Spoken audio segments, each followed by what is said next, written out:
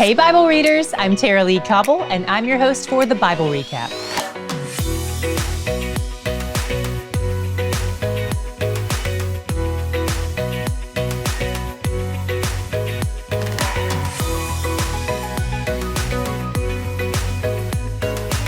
We've made it 100 days. Congratulations!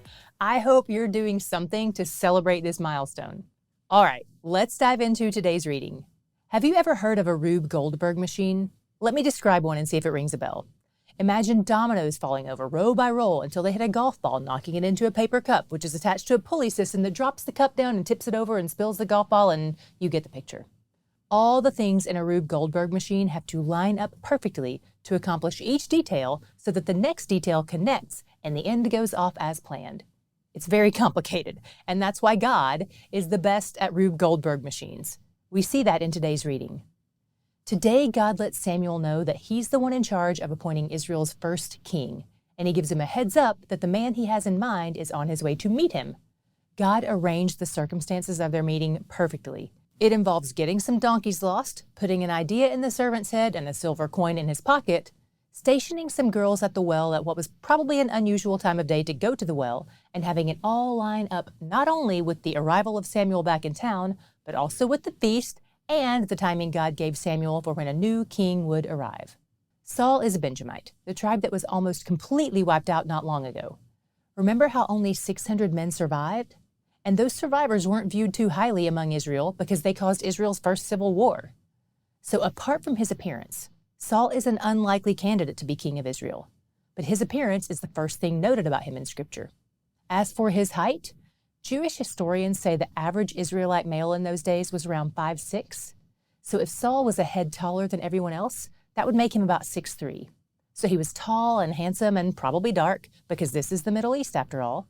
When he shows up on the scene, God tells Samuel this is him. So Samuel invites him to the feast and gives him the most desirable piece of meat, which was reserved for the priest. Then he invites Saul to sleep on the roof, which was the most desirable sleeping spot because of the breeze. He's also careful to reveal a few details that confirm for Saul that he's a prophet of Yahweh. For instance, he's like, "Oh, those donkeys you've been looking for, they're home already." Then the next day, as he's walking Saul and his servant out of the city, he pulls Saul aside and casually anoints him in the street by pouring oil on his head.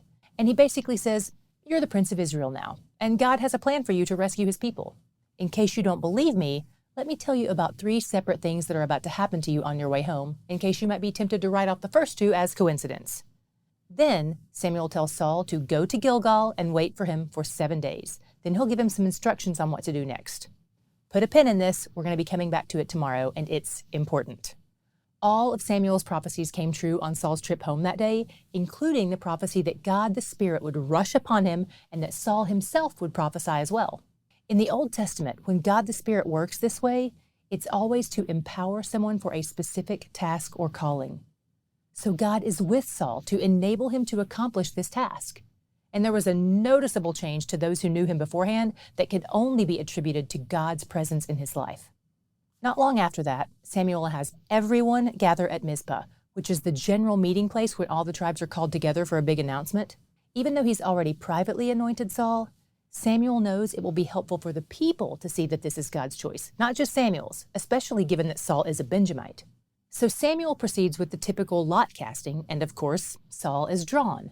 But they can't find him. Fortunately, Samuel has a direct line to God, who points out that Saul is hiding over by the luggage carousel. This presents some problems right off the bat. Their new king, Saul, is fearful and reluctant.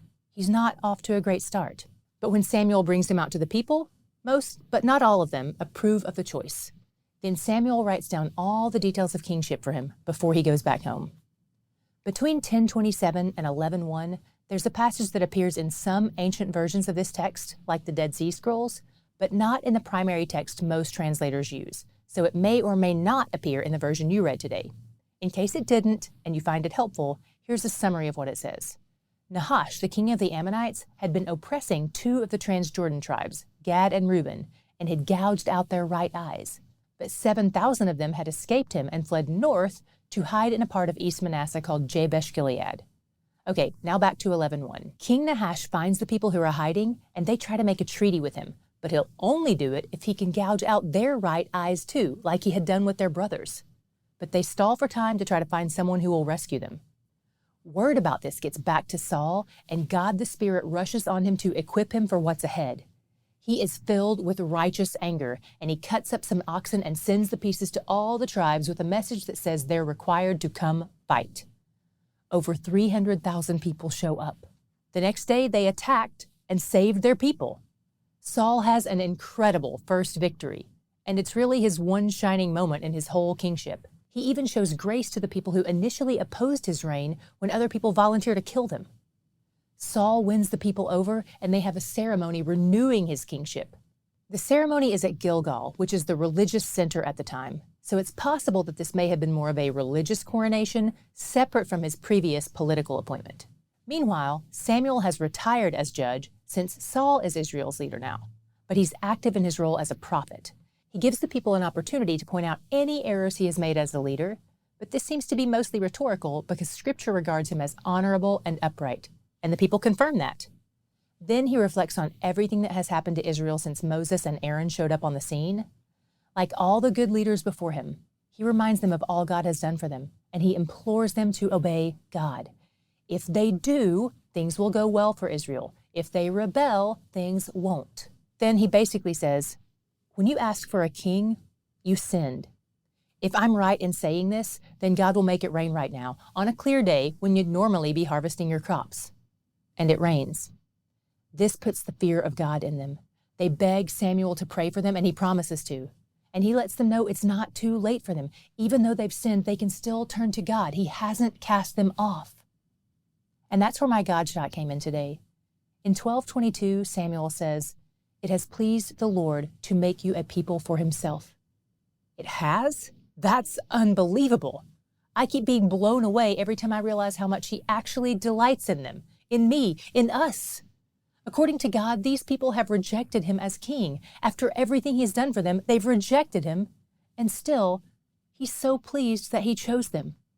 He knew what he was getting into, adopting a bunch of sinners into his family and giving them a seat at his table. He knew they'd spill the food and stain the carpet and steal the wine goblet. But he knows he's sending the Redeemer to pay for all of it soon. He knows every wrong thing you've ever done and ever will do, and still, he's pleased to call you his child. No matter what regrets are in your past, no matter what sins you have yet to commit, Christ has paid the price for all the sins of all God's kids, and it has pleased the Lord to make you a people for himself.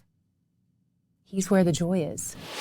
Let's say you're telling your friends about TBR and they want to join us. That's awesome. But there's so many ways to do this plan, right? You can print out the plan, you can sign up for the plan on the Bible app, and on top of that, there are so many ways you can access the recap itself. Podcatchers, YouTube, transcripts, the Bible recap book. Maybe what works best for you wouldn't work best for your friend. Maybe you're an auditory learner and they're a visual learner. So we want to send your friend to the place where they can get all the info on all the options and they can choose their own adventure. The place that's going to serve them best is the start page of our website. So all you have to say is get started at thebiblerecap.com/start. So say it with me. Get started at thebiblerecap.com/start. Look, you're already an influencer for the kingdom.